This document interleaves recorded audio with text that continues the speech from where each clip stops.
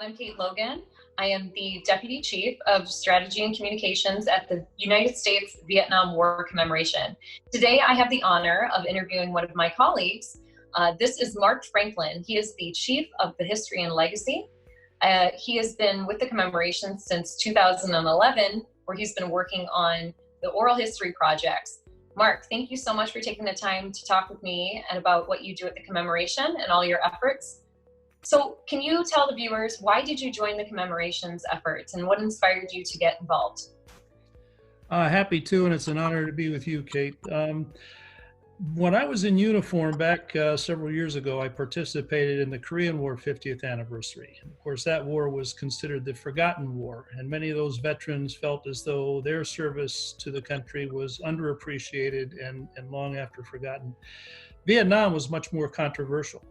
And so when I was given the opportunity to kind of take the reins and do for the Vietnam War commemoration what I was doing for the Korean War commemoration, I didn't hesitate. I felt that it was my opportunity, as I heard once said, to turn back a page in history and right a wrong and help the American public better understand the service and sacrifice of our Vietnam War veterans and their families, and to ensure the legacy of that service and sacrifice endures for future generations. I agree. Wonderful.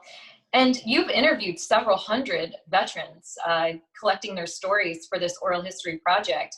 Is there some kind of common theme that you've seen through all these interviews? There is, to a man and woman, regardless of where they were from. Just about everyone that we've interviewed will tell you that they are very proud of their service, and they didn't understand why the country turned the way they did, but they were proud of their service. Many of them said they would do it again. And the other thing that you get from these veterans is the relationships they formed with their fellow veterans. And these guys all feel, these men and women, they all feel as though they are brothers and sisters, as anyone who served in the military will understand. And that holds true with our Vietnam veterans. So the common message theme would be that they were proud to serve, and most of them would do it again. Absolutely. So what has this project meant to you personally, and what kind of great impact has this had on you over all of this time and collecting all of these wonderful stories? Well, the stories, I had the opportunity to interview General Gordon Sullivan. He became Chief of Staff of the Army, since retired. And like most all of these stories, it was a compelling interview, but he said something at the end, and I use those words when I talk to veterans who might say, well, I didn't do much, I was just this or that, and they don't really think that they have much of a story to tell. And General Sullivan said, every veteran has a story to tell, and every story needs to be told. It's a fabric that you stitch together to tell the whole story of the Vietnam War. And if I could, there's a lot of myths about the Vietnam War and a lot of myths about the Vietnam War veteran. And Samuel Hines, World War II veteran, he wrote a book called A Soldier's Tale. And I'd like to quote from that book that kind of really sums up why these oral histories are so important. And Samuel Hines wrote that the myth of a war tells us what is imaginable and manageable. The soldier's tale and its infinite variety tells the whole story. And so when you hear these stories from our Vietnam veterans and you piece them together and into a much larger story, you get a real sense of what they endured, what they sacrificed, and the fact that they served honorably. That's wonderful.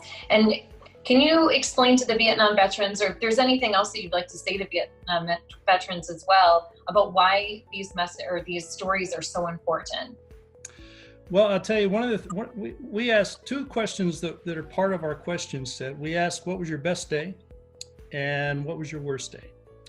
And quite often, and they'll say it with a wry smile, their best day was the day that they got orders to go home. But almost as many will tell you that their worst day was the day that they got orders to go home.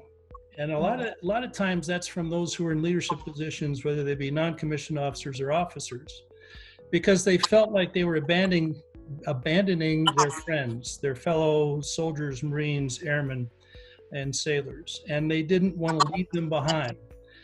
That really says something about that generation of service members who served during the Vietnam War. And I think it's a message that the public needs to hear.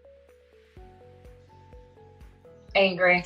Well, thank you so much. I think this has been a quick overview and summary of how we can capture all the great work that you do with the commemoration. It is such an honorable cause and so important. And thank you very much again for the time to interview you. Happy to do it, Kate. Thank you. Thanks for asking me.